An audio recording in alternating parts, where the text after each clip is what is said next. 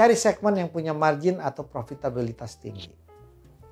Yaitu yang punya daya beli. Kenapa?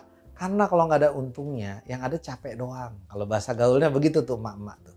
Ya, jadi jangan kita cuma jualan, yang penting laku.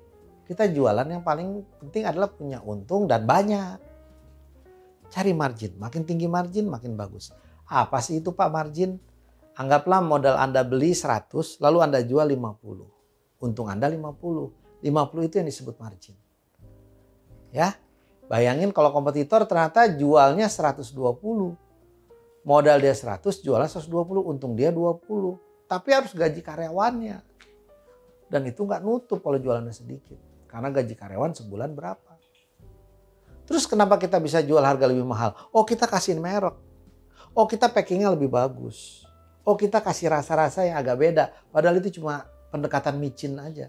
Beli micin kasih rasa kesannya udah enak. Padahal modal micinnya murah. Ya, nah ini bisa membuat kita punya margin. Yang terakhir, segmen itu punya biaya akuisisi yang rendah. Apa itu biaya akuisisi? Akuisisi. Bagaimana kita bisa mengambil dan menangkap itu segmen. Bayangkan kalau Anda menjual ke level direktur perusahaan yang sukanya main golf. Maka Anda harus mensponsori sebuah acara golf yang bisa habis berapa ratus juta untuk satu event. Orang yang datang nggak nyampe 200 orang.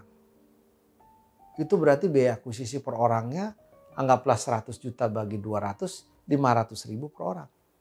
Tapi kalau kita cukup pakai iklan di TikTok, iklan di YouTube, iklan di Instagram yang biayanya cuma 100 perak per klik per orang nonton video, itu jauh sekali ya, jauh benar. Nah biaya akuisisi itu harus dipikirkan dengan lengkap karena ada biaya orang di situ. Lalu media promosinya. Kita pernah lihat orang nyebarin brosur, ya Pak mau leasing motor, ini brosur motor. Dia bilang itu biaya cetak satu brosur berwarna bolak-balik 1000 perak. Segede gitu, sebagus itu, setebal itu. Iya, jangan mikir 1000-nya Pak. Apa? Itu karyawannya pakai seragam dan dia digaji UMR.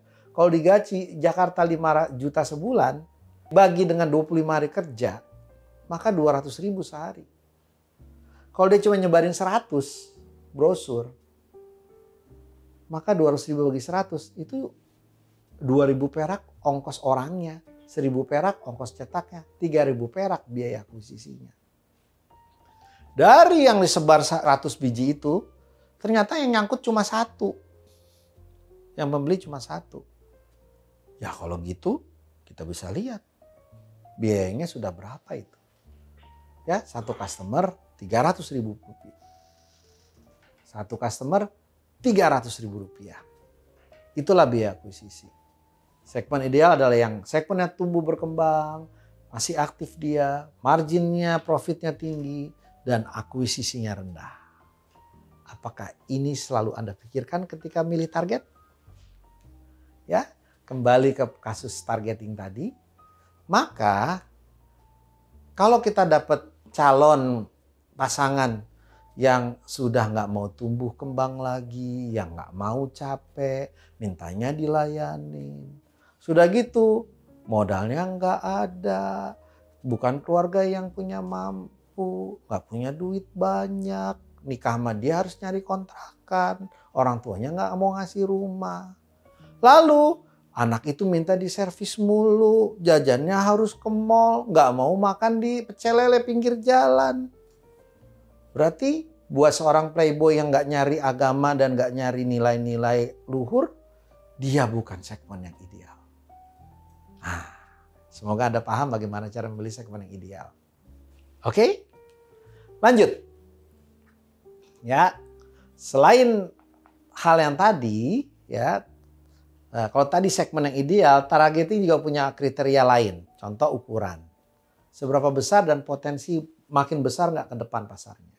Kalau pasarnya ke depan makin besar, nah itu bagus. Profitabilitas, keterjangkauan. Nah ini yang tadi belum dibahas. Ya mudah nggak kita menjangkaunya, mudah nggak kita promosi ke dia, mudah nggak kita datengin. Dan terakhir biaya akuisisi pelanggannya atau CAC, Customer Acquisition Cost. Ini yang saya bahas tadi.